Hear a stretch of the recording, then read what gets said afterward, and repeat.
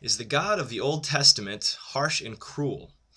That's going to be the topic of today's video and this short video series about the Old Testament, specifically the Torah, the first 5 books of the Old Testament.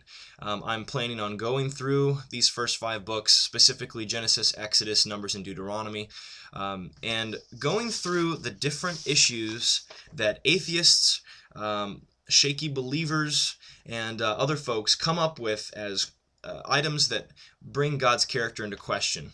Things that make God seem like he's extra harsh, extra cruel, and incompatible with the loving, kind, gentle Jesus of the New Testament. And so I'm going to be showing why God is justified in his actions in the Old Testament and how exactly we fit this into the big picture of the character of God and hopefully learn something about him. Throughout this video series, we need to remember some things.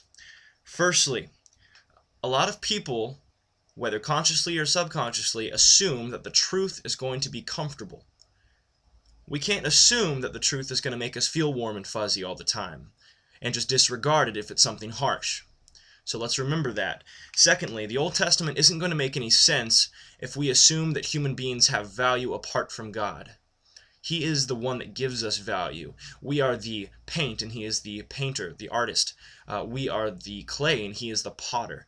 And so the paint and the clay don't have value apart from their use, which is in the hands of our Creator. Furthermore, we need to proceed very carefully when questioning the morality of the one who created morality. He is so much bigger than us. He created the ground on which we stand. He created our ability to reason in the first place. And so, with such a powerful, omnipotent, wise God, can you imagine being in a courtroom and God sitting behind the defendant's desk and you accusing him of being immoral?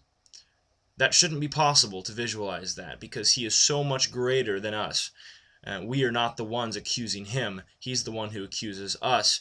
And so we need to be careful when we're accusing God of immorality, because he gave our perception of morality in the first place.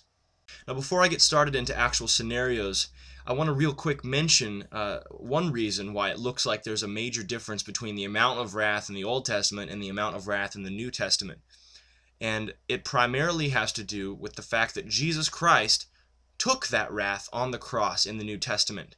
And ever since that point, even today, when we do the things that are wrong, sins, the anger that God has towards those things is directed at the perfect sacrifice in Jesus Christ.